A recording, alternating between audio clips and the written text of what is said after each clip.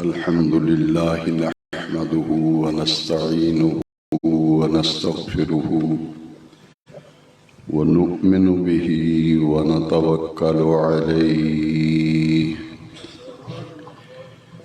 ونعوذ بالله من شرور أنفسنا ومن سيئات أعمالنا من يهده الله فلا مضل له ومن يضلله فلا هادي له ونشهد أن لا إله إلا الله وحده لا شريك له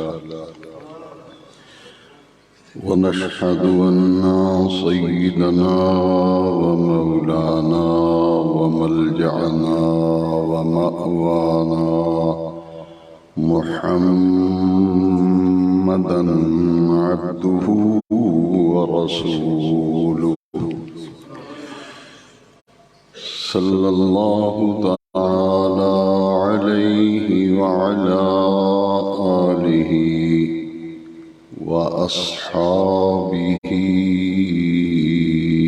أجمعين. أما بعد فأعوذ بالله من الشيطان الرجيم.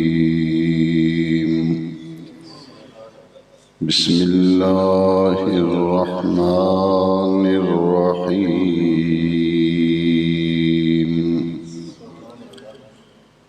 أقيموا الصلاة وآتوا الزكاة صدق الله مولانا العظيم. إن الله وملائكته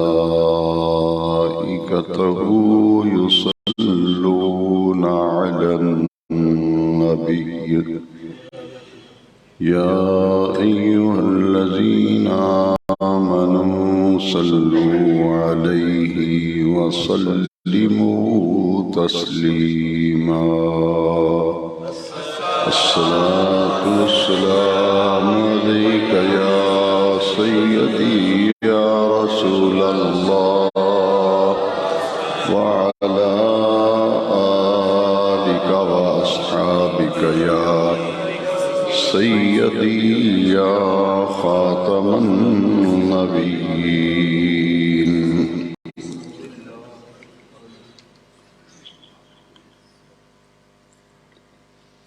حمد و صلات کے بعد ذویل احترام سامعین و حاضرین کرام، گزشتہ جمعے میں زکوٰۃ کے موضوع پر قرآن و حدیث کی روشنی میں کچھ فضائل بیان کیے گئے اور ادائیگی زکوٰۃ کی اہمیت اور اس کی فرضیت پر کچھ باتیں آپ کے گوش گزار کی تھیں۔ نبی کریم صلی اللہ علیہ وسلم کی حدیث مبارکہ سے آج کے بیان جمعہ کا آغاز کیا جا رہا ہے۔ اس حدیث مبارکہ کے راوی ہیں حضرت عبداللہ ابن عمر رضی اللہ تعالیٰ عنہ، اور یہ بخاری اور مسلم میں یہ حدیث شریف ہے۔ حضور نبی کریم صلی اللہ علیہ وسلم نے فرمایا بنی الاسلام علی خمس، اسلام کی بنیاد 5 چیزوں پر رکھی گئی ہے۔ ان 5 چیزوں کو اسلام کے ارکان خمسہ کہا جاتا ہے۔ یہ 5 پلرز، 5 ستون ہیں جن پر اسلام کی پوری عمارت کھڑی ہے۔ حضور نے ارشاد فرمایا کہ اسلام کی بنیاد 5 چیزوں پر رکھی گئی ہے: شہادت اللہ الہ الا اللہ و شہادت ان محمد رسول اللہ، اس بات کی گواہی دینا کہ اللہ رب العزت کے سوا کوئی عبادت کے لائق نہیں، اور اس کے پیارے محبوب کریم حضرت محمد صلی اللہ علیہ وسلم اللہ تبارک و تعالیٰ کے آخری نبی، رسول، پیغمبر ہیں۔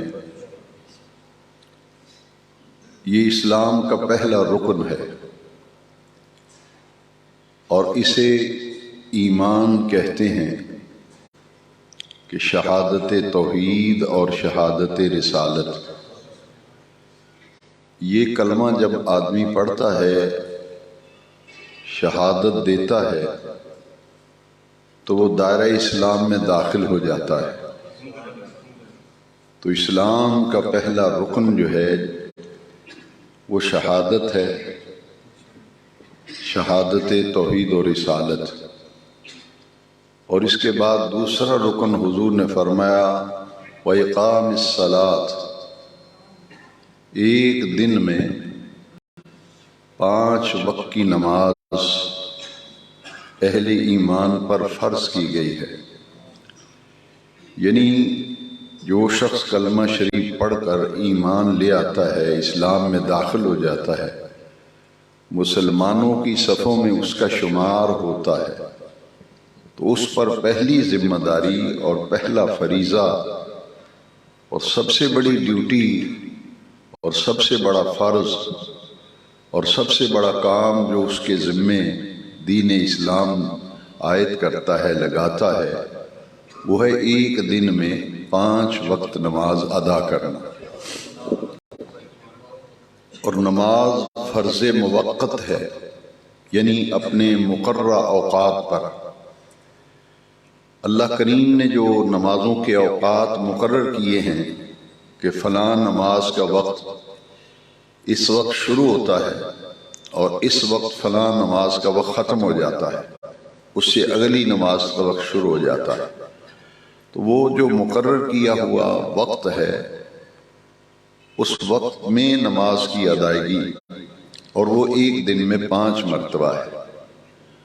قرآن مجید میں نماز کی فرضیت کے بارے میں جو آیت کریمہ ہے ان الصلاۃ کانت علی المؤمنین کتابا موقوتا، قیامت تک آنے والے تمام ایمان والوں پر نماز فرض موقت ہے، یعنی اپنے مقررہ وقت پر نماز ادا کرنا۔ اور اس کے بعد پھر اسلام کا تیسرا رکن جو ہے وہ ہے ایتاء الزکوٰۃ، اپنے اموال کی زکوٰۃ نکالنا۔ اور تیسرا رکن ہے وصوم رمضان، اور رمضان شریف کا روزہ رکھنا، پورے مہینے کے روزے فرض کیے ہیں۔ تو ایمان لانے کے بعد پہلی چیز نماز، دوسری زکوٰۃ، اور تیسرا رمضان شریف کا فرض روزہ رکھنا۔ اور 5واں رکن ہے حج البیت، جو اعمال کے اعتبار سے چوتھا رکن ہے، لیکن اسلام کے ارکان خمسہ کی ترتیب میں وہ 5واں رکن ہے۔ چونکہ ایمان لانے کے بعد 2 عبادتیں ہیں جو جڑی ہوئی ہیں آپس میں، ایک اقامت صلاۃ اور ایک ادائیگی زکوٰۃ۔ کیونکہ قرآن مجید میں 80 سے زیادہ مرتبہ نماز اور زکوٰۃ کا اکٹھا ذکر آیا ہے۔ 80 سے زیادہ مرتبہ نماز اور زکوٰۃ کا اکٹھا ذکر ہے، جوڑا ہے، ان دونوں عبادتوں کو جوڑا ہے۔ اس لیے پچھلے جمعے میں بھی یہ آیت کریمہ پر کچھ عرض کیا گیا کہ اقیموا الصلاۃ وآتوا الزکوٰۃ، 80 سے زیادہ مرتبہ یہی لفظ آ رہے ہیں، اقیموا الصلاۃ وآتوا الزکوٰۃ، اقیموا الصلاۃ وآتوا الزکوٰۃ، اکٹھا بیان کیا گیا۔ اور جہاں ایمان والوں کی خوبیاں گنوائی گئیں، ان کی صفات کا تذکرہ آیا قرآن مجید میں، وہاں بھی نماز اور زکوٰۃ کو جوڑا گیا۔ دیکھیے کتنا اس آیت کریمہ میں لطف ہے، وَيُقِيمُونَ الصَّلَاةَ وَيُؤْتُونَ الزَّكَاةَ، وَيُقِيمُونَ الصَّلَاةَ وَيُؤْتُونَ الزَّكَاةَ، یہ ایمان والوں کی صفت ہے، خوبی ہے کہ وہ بر وقت اور صحیح وقت پر صحیح ادا کرتے ہیں نماز، وَيُؤْتُونَ الزَّكَاةَ، اور جب ان پہ زکوٰۃ فرض ہو جاتی ہے تو اس کی ادائیگی کرتے ہیں۔ پچھلے جمعہ کے خطاب میں زکوٰۃ نہ دینے والے اور مال جمع کر کے رکھنے والے اور جن جن کا حق اللہ نے ہمارے مال میں رکھا ہے اس کو ادا نہ کرنے والے، انہیں جو سزا دی جائے گی اس پر پچھلے جمعے میں آیت کریمہ عرض کر چکا ہوں۔ آج ہم مسائل زکوٰۃ کے حوالے سے کچھ بنیادی باتیں جو میں نہایت آسان کر کے آپ کو آج بتانا چاہتا ہوں۔ یہ بات ہم نے سمجھ لی کہ اسلام کے 5 اہم ستونوں میں سے چوٹی کے 2 عبادتیں ہیں، ایک اقامت صلاۃ اور ایک ایتاء زکوٰۃ، ادائیگی زکوٰۃ۔ زکوٰۃ کا معنی ہے پاک ہونا، پاک کرنا۔ اسلام یہ چاہتا ہے کہ وہ لوگ جن کو اللہ کریم نے مال اور دولت سے نوازا ہے، وہ معاشرے کے اندر وہ لوگ جن کے مالی حالات اچھے نہیں، جن کی گزر اوقات مشکل سے ہوتی ہے، ان محتاج لوگوں اور ضرورت مند لوگوں کا حصہ اللہ کریم نے مالدار لوگوں کے مال میں ان کا حصہ رکھ دیا۔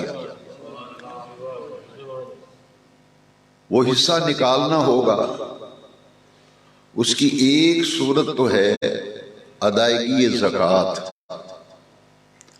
اور دوسری صورت یہ ہے کہ صرف زکوٰۃ نکال دینا ہی کافی نہیں، بلکہ اس کے علاوہ بھی موقع بموقع اللہ تبارک و تعالیٰ کا دیا ہوا مال ان لوگوں پہ خرچ کیا جائے جن کا حصہ اللہ تبارک و تعالیٰ نے ہماری روزی میں رکھا ہے۔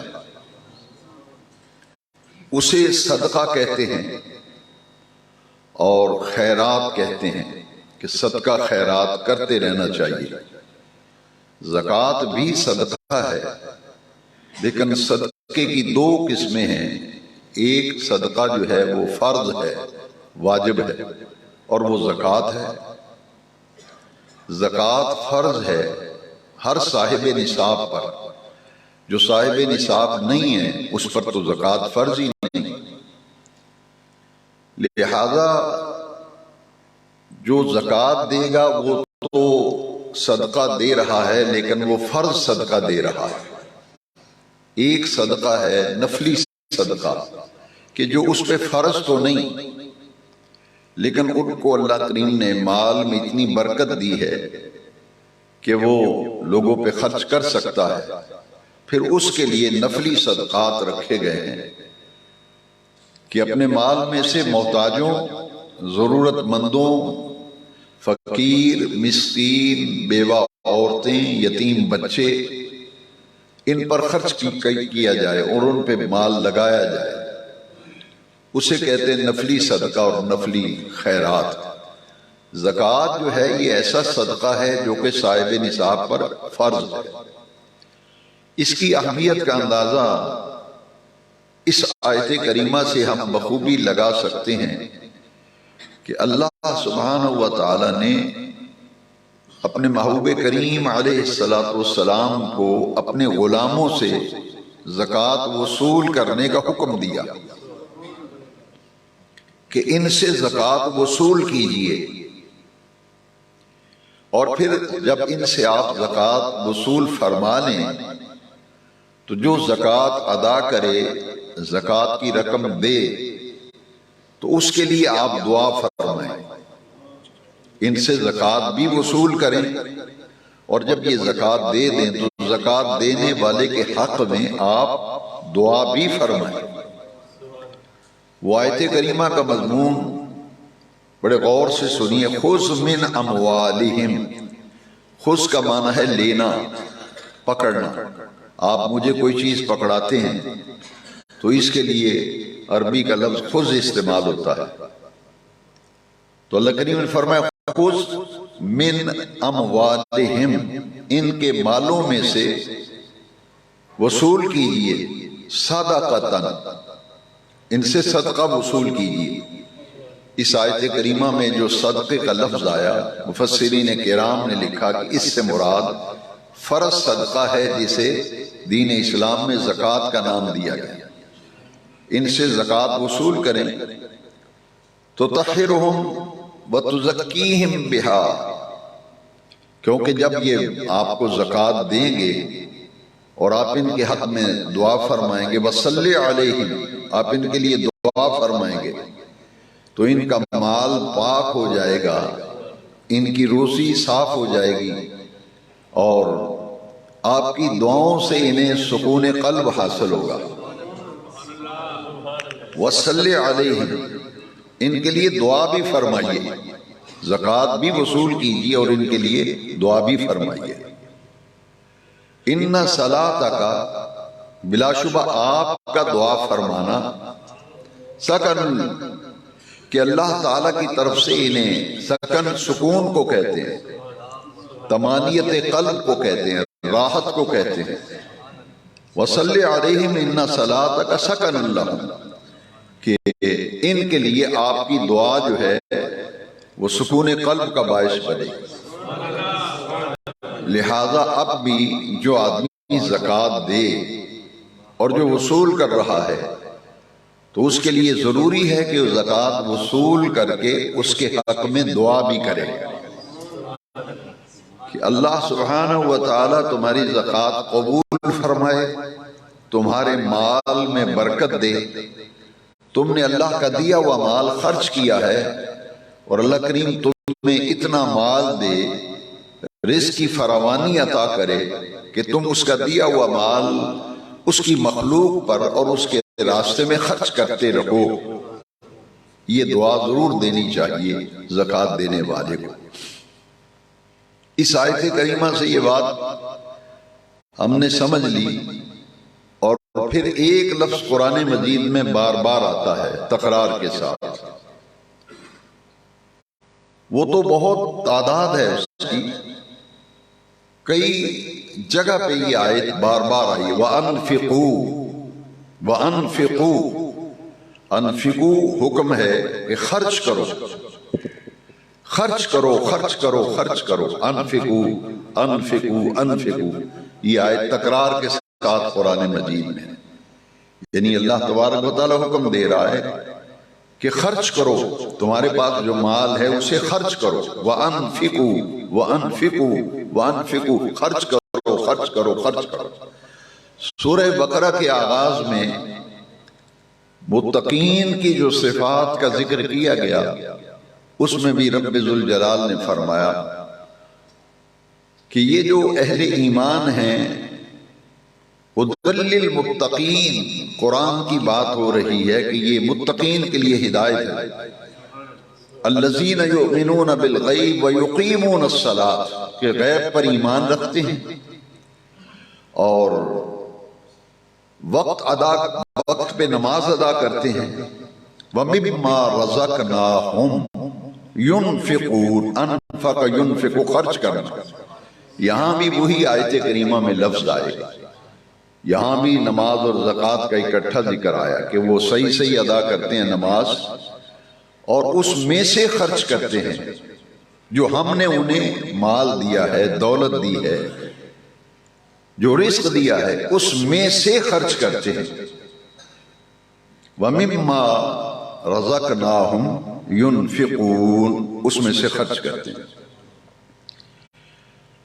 تو جب یہ آیت کریمہ تکرار کے ساتھ قرآن مجید میں موجود ہے تو صحابہ کرام نے پوچھا نبی کریم صلی اللہ علیہ وسلم سے کہ ہم کیا خرچ کریں؟ تو حضور نے فرمایا قُلِ الْعَفْوَ، جو ضرورت سے زیادہ ہے وہ خرچ کر دو۔ جو تمہارے پاس پڑا ہوا ہے تمہیں اس کی ضرورت نہیں، تمہاری ضرورت سے زیادہ ہے، اسے خرچ کرے۔ لہذا انسان کی اپنی ضروریات پوری ہو رہی ہیں، لیکن اس کے پاس کچھ مال جمع ہے، کچھ دولت جمع ہے، اس کے پاس کوئی ضرورت مند آتا ہے، یہاں تک کہ حدیث شریف میں ہے کہ اگر کوئی دکھی آدمی ہے، اس کو کوئی مصیبت ہے، اس کو کوئی دکھ ہے، کوئی پریشانی ہے، زکوٰۃ کے علاوہ میں بات کر رہا ہوں، یہ بھی اس میں شامل ہے، لیکن اس کا اصل مفہوم یہ ہے کہ کوئی آدمی دکھی ہے، پریشان ہے، مصیبتوں کا مارا ہوا ہے، آپ اس کی مصیبت میں اس کی مدد کر سکتے ہیں کہ آپ کی مدد کرنے سے اس کی پریشانی دور ہو سکتی ہے، آپ کے تعاون و مدد سے اس کا دکھ دور ہو سکتا ہے، اس کا درد مٹ سکتا ہے۔ تو پھر ہمارا دین ہمیں یہ کہتا ہے کہ اگر ہم اس کی ضروریات کو پورا کرنے کی قدرت رکھتے ہیں اور ہمارے پاس وسائل ہیں، ذرائع ہیں، طاقت ہے کہ ہم اس معاملے میں اس کی ہیلپ کر سکتے ہیں، مدد کر سکتے ہیں، تو ہمارا دین یہ کہتا ہے کہ تماشائی نہ بنو، کہ اس کا تماشا نہ دیکھو، بلکہ لوگوں کے دکھ جو ہیں وہ بانٹو، لوگوں کی مصیبتوں اور پریشانیوں میں خوش نہ ہونا، تماشا نہ دیکھنا، بلکہ کوشش کرو کہ اگر تم اس کی کوئی پریشانی دور کر سکتے ہو، اس کا دکھ درد مٹا سکتے ہو، تو اللہ نے آپ کو صلاحیت دی ہے تو آپ اس کی دکھ درد میں شریک ہو، اس کی پریشانیوں کو بانٹیں، دکھ درد بانٹیں۔ لہذا اس کے لیے زکوٰۃ کا جو نظام ہے یہ اصل میں اس کے اندر کیا ہے؟ انسانی ہمدردی۔ زکوٰۃ کے فرض کیے جانے میں کیا حکمت ہے؟ انسانی ہمدردی، کہ دوسرے مسلمان بھائی کی ہمدردی اور اس کے دکھ درد میں شریک ہونا۔ آپ دیکھیے کہ 10 سال حضور نبی کریم علیہ السلام ہجرت مدینہ کے بعد مدینہ شریف میں تشریف لائے، تو پچھلے سے پچھلے جمعے میں عرض کر چکا ہوں کہ سارے نبیوں رسولوں میں سے میرے آقا کی ذات ہے جنہوں نے باقاعدہ ایک ریاست قائم کی تھی۔ آپ حیران ہوں گے کہ پورے 10 سال میں جو مدینہ شریف میں حضور رہے، ریاست قائم کی ہے، نظام حکومت ہے، لیکن ان 10 سالوں کے اندر کوئی ٹیکس حضور نے نہیں لگایا۔ حکومت ٹیکس لیتی ہے، لیکن نبی کریم علیہ السلام نے ٹیکس تو نہیں لگایا کہ آپ کی آمدن پر یہ ٹیکس ہے، لیکن زکوٰۃ کا نظام جو ہے اسے قائم کیا کہ حضرت ابوبکر صدیق رضی اللہ تعالیٰ عنہ نے باقاعدہ جہاد کیا تھا ان لوگوں سے کہ جو زکوٰۃ دینے سے جنہوں نے انکار کر دیا تھا۔ لہذا زکوٰۃ کی اہمیت اور افادیت پچھلے جمعے اور آج کے جمعے کے بیان میں میں نے عرض کیا۔ اس کے بعد یہ بات سمجھنی ہے کہ زکوٰۃ کس پر فرض ہے۔ بہت آسان کر کے میں سمجھانا چاہتا ہوں، صاحب نصاب پر زکوٰۃ فرض ہے۔ کس پر؟ صاحب نصاب پر۔ جو صاحب نصاب نہیں ہے اس پہ زکوٰۃ نہیں ہے۔ تو صاحب نصاب کون ہے؟ صاحب نصاب کون ہے؟ کس پر زکوٰۃ فرض ہے؟ اس کے لیے 4 چیزیں ہیں جن پر زکوٰۃ فرض ہے۔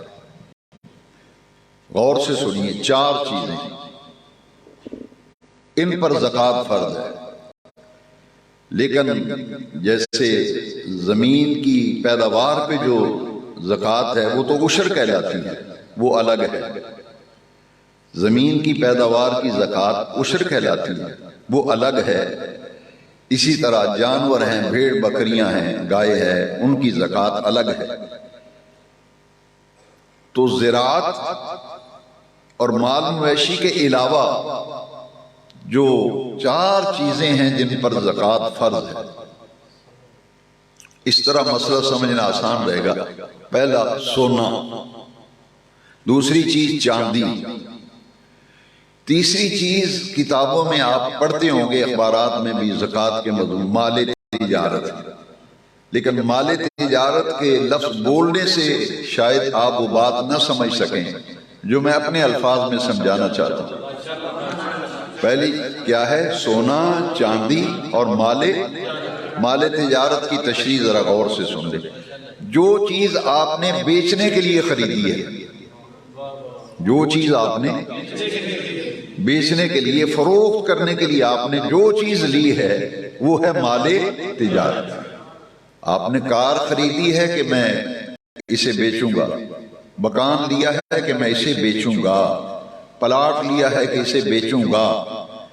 مکان خریدے ہیں، کئی مکان ہیں، کئی پلاٹ ہیں، کئی کاریں ہیں، کئی موٹر سائیکلیں ہیں، لیکن آپ کی نیت ہے کہ یہ میں نے بیچنے کے لیے لی، کاروبار 4 آنے کما لوں گا۔ جو چیز بھی آپ نے بیچنے کے لیے رکھی ہوئی ہے اسے کہتے ہیں مال تجارت، اسے کہتے ہیں مال۔ لہذا دکان میں، گھر میں جو چیز آپ نے اس لیے خرید کے رکھی ہے کہ یہ میں نے بیچنی ہے، وہ ہو گیا مال تجارت۔ سونا، چاندی، مال تجارت، جو چیز، آسان لفظوں میں جو چیز بھی بیچنے کے لیے لی ہے، کریانے کی دکان ہے، کپڑے کی دکان ہے، جو بھی دکانیں ہیں، سپر سٹور بنے ہوئے ہیں، میڈیکل سٹور ہیں، جو چیز بھی آپ نے بیچنے کے لیے خریدی ہے اس پر زکوٰۃ ہے۔ اور چوتھی چیز ہے نقدی، کیش اماؤنٹ، جو نقد آپ کے پاس رقم موجود ہے، نقدی، روپیہ پیسہ جسے کہتے ہیں۔ تو 4 چیزیں ہو گئی ترتیب کے اعتبار سے، سونا، چاندی، جو چیز بھی خریدنے کے لیے، بیچنے کے لیے خریدی ہے، مال تجارت، اور نقد رقم، پیسے جتنے بھی ہیں ان پر زکوٰۃ ہے۔ اب اس کا 4 چیزوں کا نصاب میں الگ الگ بیان کرتا ہوں۔ سونا ہے 7.5 تولے، کتنا ہے؟ جس شخص کے پاس پیسہ ہے ہی نہیں، کوئی چیز نہیں، لیکن سونا ہے 7.5 تولے، پیسے بھی نہیں، کوئی چیز بیچنے کے لیے بھی نہیں رکھی، تو 7.5 تولہ سونا اگر اس کے پاس موجود ہے تو اس پر بھی زکوٰۃ فرض ہے۔ چاندی کا نصاب ہے 52.5 تولے، چاندی کا نصاب ہے 52.5 تولے۔ چاندی جس کے پاس ہوگی وہ بھی صاحب نصاب ہے۔ تیسرا ہے مال تجارت، جو چیزیں آپ نے بیچنے کے لیے رکھی ہیں ان کی قیمت اگر 52.5 تولے چاندی سے زیادہ ہے، یا 52.5 تولی چاندی کے جتنے پیسے بنتے ہیں، اتنے کا مال آپ کے پاس پڑا ہوا ہے تو آپ پر زکوٰۃ فرض ہے۔ اور اسی طرح نقدی، روپیہ پیسہ جو ہے، اس کی مقدار بھی اچھی طرح سے سمجھیں۔ اجماع ہے اس پر، اجماع امت، کہ حضور کے زمانہ اقدس میں سونے اور چاندی کا ریٹ بالکل برابر تھا، سیم برابر تھا، لیکن اب سونا جو ہے وہ تو آسمان سے باتیں کر رہا ہے، البتہ چاندی کی رقم جو ہے وہ کم بنتی ہے۔ اس لیے اس پر امت کا اجماع ہو گیا کہ جو آدمی، اس کے پاس سونا نہیں ہے، چاندی نہیں ہے، پیسے ہیں اس کے پاس، بینک بیلنس ہے، گھر میں رکھے ہیں، وہ زکوٰۃ اس پہ کیسے فرض ہوگی؟ 52.5 تولے چاندی کا جس دن زکوٰۃ دینی ہے اس دن کا ریٹ لگایا جائے گا، اور 52.5 تولے چاندی کی جتنی رقم بنتی ہے آپ دیکھ لیں، اگر آپ کے پاس اتنی رقم ہے یا اس سے زیادہ ہے تو آپ صاحب نصاب ہیں، آپ پر زکوٰۃ دینا فرض ہو گیا۔ اور ایک آدمی ہے، اس کے پاس 7.5 تولے سونا نہیں ہے، لیکن پیسے اتنے ہیں کہ اس پر زکوٰۃ فرض ہے، پیسے اتنے ہیں کہ اس پر زکوٰۃ فرض ہے. سونا تولا ہے، 2 تولے ہیں، آدھا تولا ہے، 3 تولے ہیں، 4 ہے، جتنا بھی. تو جب وہ اپنے پیسوں کی زکوٰۃ دے گا تو جو جو مال تجارت ہے ان میں سے جو جو چیز موجود ہوگی ان ساری چیزوں کی قیمت لگا کے 2.5%، 100 میں سے 2.5 روپے، 40واں حصہ وہ زکوٰۃ ہے. تو زکوٰۃ کا نصاب جو ہے وہ میں نے عرض کر دیا کہ جب مال کی پیسوں کی زکوٰۃ نکالیں گے تو پھر 52.5 تولے چاندی کا جتنا پیسہ بنتا ہے اتنی رقم جس شخص کے پاس موجود ہے وہ صاحب نصاب ہے. 100 میں 2.5 روپے دینا اس پر واجب اور فرض ہے. کچھ ایسی رقم ہوتی ہے جو ہم نے کسی کو ادھار دی ہوئی ہے یا کسی سے آپ نے پیسے لینے ہیں. اگر آپ کو یقین ہے کہ وہ پیسے مجھے مل جائیں گے، وہ میرے پیسے مرتے نہیں، مجھے ملیں گے ضرور، تو جس دن آپ زکوٰۃ لگائیں گے، نکالیں گے، اس دن آپ ان پیسوں کو بھی اس میں شامل کریں گے، ان کی زکوٰۃ نکالیں گے. اور 40واں حصہ یعنی 100 میں سے 2.5 روپے. دیکھیے پہلی امتوں میں، اس امت میں کتنی آسانی کر دی. پہلی امتوں میں اگر 100 روپے کی زکوٰۃ کتنی بنتی تھی؟ 10 روپے. پہلی امتوں میں 100 میں سے، اور اس امت میں 100 میں سے 2.5 روپے. تو کتنا کرم ہے اس امت کے لیے، آسانی ہوگی. پہلی امت جب زکوٰۃ دیتی تھی تو اگر اس کی 100 روپیہ اس کے پاس ہے، اس پہ زکوٰۃ فرض ہوتی تھی تو 10 روپے دیتا تھا. ہم اگر زکوٰۃ نکالیں گے تو 100 میں سے 2.5 روپے دیں گے، 2.5%. تو یہ ہے نصاب زکوٰۃ کے حوالے سے. چند چیزیں ایسی ہیں کہ جو بہت عوام میں غلط مشہور ہیں. زمین پر کوئی زکوٰۃ نہیں. آپ کی 100 مربع بھی زمین ہے تو اس پر زکوٰۃ، ہاں اس زمین کی انکم پر، آمدن پر، یعنی پیداوار، زمین کی پیداوار پر زکوٰۃ ہے، زمین پر نہیں ہے. جتنی مرضی آپ مالک ہیں اس پہ کوئی زکوٰۃ نہیں. اسی طرح آپ نے کارخانہ لگایا، کروڑوں روپے کا آپ کا کارخانہ ہے، مشینری ہے، اس پہ زکوٰۃ نہیں ہے. زکوٰۃ فیکٹری اور کارخانے کی جو آمدن ہے، انکم ہے، سال بعد حساب کیا جائے گا، اس کی زکوٰۃ نکالی جائے گی. اسی طرح آپ نے گاڑی رکھی ہے، کار ہے آپ کے پاس مکان ہے، آپ کے پاس دکانیں ہیں، کئی مکان ہیں، کئی دکانیں ہیں، ان پر کوئی زکوٰۃ نہیں. لیکن اگر آپ نے مکان اس لیے خرید کے خالی رکھے ہوئے ہیں، کاریں رکھی ہوئی ہیں، موٹر سائیکل رکھی ہے کہ آپ کی نیت ہے یہ میں خرید رہا ہوں، 4 آنے زیادہ ریٹ لگے گا تو بیچ دوں گا، وہ پھر مال تجارت بن جائے گا. جو چیز آپ نے بیچنے کے لیے نہیں، اپنے لیے لے کے رکھی ہے، چلو بچوں کے کام آئے گی، اس اعتبار سے مکان پہ کوئی زکوٰۃ نہیں، زمین پہ کوئی زکوٰۃ نہیں، زمین کی پیداوار پہ زکوٰۃ ہے. اسی طرح جو زمیندار لوگ ہیں جب کاشتکاری کرتے ہیں تو زراعت میں جو مشینری استعمال ہوتی ہے اس پر بھی زکوٰۃ نہیں. زکوٰۃ صرف زمین کی پیداوار پہ ہے، جسے عشر کہتا ہے. یہ کمیٹیاں بنتی ہیں نا، زکوٰۃ و عشر کمیٹی. اسی طرح ایک مکان آپ نے لیا ہے کہ آپ رینٹ پہ دیں گے، کرایہ لیں گے، یا کل کو مہنگا ہو گیا بیچ دیں گے. دکان لی ہے کہ کل کو مہنگی ہوگی بیچ دیں گے، تو یہ سب مال تجارت. جو چیز آپ نے بیچنے کے لیے نہیں لی، میں نے آسان کر کے سمجھا، جو چیز آپ نے بیچنے کے لیے نہیں لی ویسے خرید کے رکھ لی ہے، بچوں کے کام آئے گی، کل کوئی آڑا وقت آیا، مشکل وقت آیا تو بیچ کے کام کر لیں گے، بچی کی شادی کر لیں گے، تو وہ پلاٹ وغیرہ ان پہ کوئی زکوٰۃ نہیں. ہاں جو پلاٹ آپ نے اس نیت سے لیا ہے کہ کل کو بیچوں گا، مکان لیا ہے بیچوں گا، دکان لی ہے بیچوں گا، تو اس دکان، مکان اور پلاٹ کی باقاعدہ قیمت لگا کے اس کی زکوٰۃ نکالی جائے گی. اب زکوٰۃ کی ادائیگی کا جو آسان طریقہ ہے اسے اچھی طرح سے سمجھ لیں. پہلی بات تو یہ ہے کہ زکوٰۃ کے لیے کوئی مہینہ مقرر نہیں ہے، اس لیے کہ کوئی جنوری میں صاحب نصاب ہو رہا ہے، کوئی فروری میں ہو رہا ہے، کوئی مارچ میں صاحب نصاب ہو رہا ہے. جس دن آپ صاحب نصاب ہو جائیں اس دن آپ وہ تاریخ نوٹ کر لیں کہ فلاں تاریخ کو مصائب نصاب ہوگی۔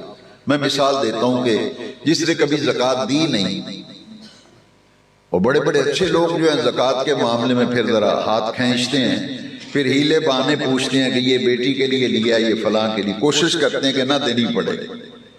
اس کا آسان طریقہ یہ ہے کہ اگر آپ دیتے رہیں اور بے ترتیبی سے، نہ کبھی حساب لگایا اندازے سے، اور عجیب لوگ ہیں، دیکھیے دین کو سمجھنا چاہیے۔ ایک اینٹوں کی ٹرالی بھٹھے والا اینٹوں کی ایک ٹرالی کسی مدرسے کو دے دیتا ہے تو کہتے ہیں جی یہ زکوٰۃ دے رہا ہوں۔ بھئی آپ نے حساب کتاب کیا آپ کی کتنی زکوٰۃ بنتی ہے؟ وہ سمجھتا ہے کہ ایک ٹرالی میں نے قاری صاحب کے مدرسے میں دے دیا، میری زکوٰۃ ہو گئی۔ ایسے زکوٰۃ نہیں ہوتی، باقاعدہ حساب کتاب کر کے 40واں حصہ 100 میں سے 2.5 روپے کے حساب سے حساب و کتاب کر کے زکوٰۃ نکالیں گے۔ شریعت مطہرہ نے اتنی آسانی کر دی ہے زکوٰۃ کی ادائیگی میں، جو لوگ زکوٰۃ نہیں دیتے ان کو میں توجہ چاہتا ہوں، اور جو دیتے ہیں ان کے لیے بھی آسانی ہو جائے کہ آپ ایڈوانس میں بھی زکوٰۃ دے سکتے ہیں۔ اب کرنا یہ ہے کہ رمضان شریف میں لوگ زکوٰۃ نکالتے ہیں اکثر۔ یہ زکوٰۃ کا مہینہ نہیں ہے، یہ تو روزوں کا مہینہ ہے۔ اس مہینے میں زکوٰۃ اس لیے نکالی جاتی ہے، اور یہ بڑی اچھی بات ہے کہ رمضان شریف میں ایک فرض ادا کریں تو 70 فرضوں کا ثواب ہے۔ تو زکوٰۃ چونکہ فرض ہے، ہم کہتے ہیں فرض ادا کر رہے ہیں، 70 فرضوں کا ثواب ملے گا۔ تو رمضان شریف کی ایک ڈیٹ مقرر کر لیں۔ اگر کسی نے ایسا نہیں کیا پہلے، چاہے اسلامی مہینے کی تاریخ مقرر کر لیں، چاہے شمسی مہینے جنوری فروری ان مہینوں میں سے، محرم صفر ربیع الاول ان میں سے کوئی ایک مہینہ مقرر کر کے اس کی ڈیٹ مقرر کر لیں کہ اس تاریخ کو میں نے حساب کتاب کرنا ہے اور مال کی زکوٰۃ نکالنی ہے۔ آپ صاحب نے جو تاریخ آپ نے نوٹ کی ہے، آپ صاحب نصاب ہیں۔ پورے سال کا حساب نہیں کرنا کہ ہر مہینے آپ حساب لگائیں کتنے آئے ہیں کتنے گئے ہیں، ہر مہینے نہیں۔ شریعت میں سختی نہیں ہے، شریعت کہتی ہے سال پورا مال آتا بھی رہے گا جاتا بھی رہے گا، پیسے آ بھی رہے ہیں پیسے جا بھی رہے ہیں، سرکولیشن ہے۔ اسلام یہ کہتا ہے کہ پورے سال کے بعد آپ حساب کتاب کریں گے۔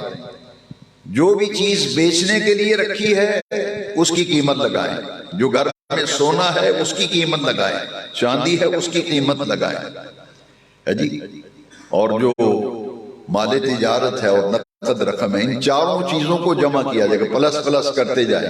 یہ سونا پلس چاندی پلس مال تجارت پلس نقد رقم، چاروں کو جمع کر لیں اور اس کو پھر 40 پہ تقسیم کر لیں۔ آسان طریقہ ہے۔ اس لیے باقاعدہ حساب کتاب کر کے زکوٰۃ نکالنی چاہیے، اندازے سے زکوٰۃ نکالنا صحیح نہیں ہے۔ ادائیگی زکوٰۃ کا آسان طریقہ سن لیں کہ آپ کی دکان پہ سارا سال مانگنے والے آتے ہیں، مدرسے والے آ رہے ہیں، مسجدوں والے آ رہے ہیں، دوسرے لوگ آ رہے ہیں۔ مسجد کو تو زکوٰۃ نہیں لگتی، یہ نوٹ کر لیجیے، مسجد کو زکوٰۃ اور سید کو بھی زکوٰۃ نہیں لگتی۔ لہذا مساجد کی جو خدمت کی جاتی ہے، نذرانہ کیا جاتا ہے، یہ صدقات نافلہ ہیں، یہ زکوٰۃ کے علاوہ مساجد کی مدد کرنی چاہیے۔ زکوٰۃ ڈائریکٹ مسجد کو نہیں لگتی، اس لیے پھر یہ اعتبار کرنا چاہیے کہ آپ کی دکان پہ جو مانگنے والے آ رہے ہیں، اگر کسی ضرورت، مثلا ایک آدمی آیا کہ میں نے بیٹی کی شادی کرنی ہے، آپ اسے جانتے بھی ہیں، آپ کو معلوم ہے کہ واقعی مستحق ہے یا غریب آدمی ہے، تو ابھی آپ نے زکوٰۃ کا حساب کتاب نہیں کیا، ایڈوانس میں آپ اس کی جو مدد کرتے ہیں وہ اپنے پاس نوٹ کر لیں۔ مثال کے طور پر آپ نے اس کو پیٹی خرید کے دی ہے، برتن خرید کے دیے ہیں، بستر بنا کے دیے، چارپائیاں لے دی ہیں، یا آپ نے فرنیچر بنوا کے دیا، چلو غریب آدمی ہے اس کی بیٹی کی شادی ہے فرنیچر دے دیتا ہوں، وہ جتنی رقم آپ دیں گے وہ نوٹ کر لیں۔ سال کے بعد جب حساب کتاب کریں کہ پورے سال میں ایڈوانس میں جو رقم آپ خرچ کر چکے ہیں وہ اس میں سے لیس کر لیں، وہ اس میں سے نکال لیں۔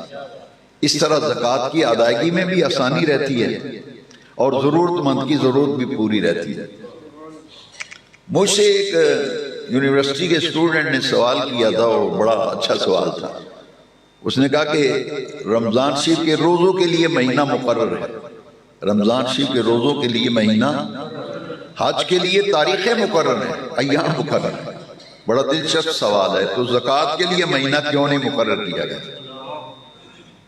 زکوٰۃ کے لیے کوئی مہینہ، یہ رجب میں لوگ نکالتے ہیں، قدیمی زمانے سے آباء و اجداد سے کسی کے باپ نے رجب میں زکوٰۃ نکالی، اس کی اولاد نے شروع کر دی، پھر اس کی اولاد نے، اسی طرح رمضان شریف۔ سوال یہ تھا کہ رمضان شریف کے روزوں کے لیے مہینہ مقرر ہے، حج کے لیے ایام مقرر ہیں، زکوٰۃ کا مہینہ کوئی نہیں مقرر، اس لیے کہ اگر ایک مہینہ مقرر کر دیا جاتا، مثلا یہ رجب شریف ہے کہ رجب شریف میں زکوٰۃ دو، تو وہ تو زکوٰۃ اپنی سارے لوگ دے چکے ہوں گے، تو اگلے مہینے، اس سے اگلے مہینے، پورے سال کے دوران کسی کو ضرورت پڑے گی، وہ کیا کرے گا؟ تو وہ کیا کرے گا؟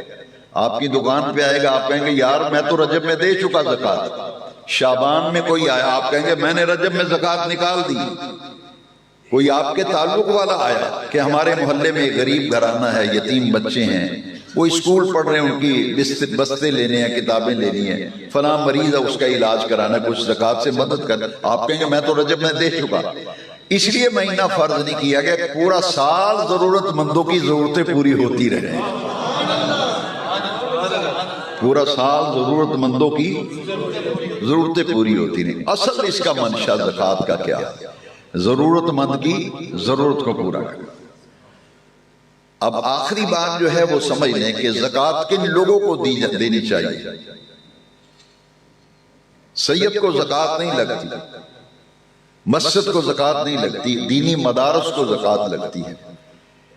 اس کی ترتیب ذرا دیکھ لیں، قرآن مجید میں جن لوگوں کو زکوٰۃ دینے کا حکم دیا گیا وہ 8 لوگ ہیں۔ کتنے؟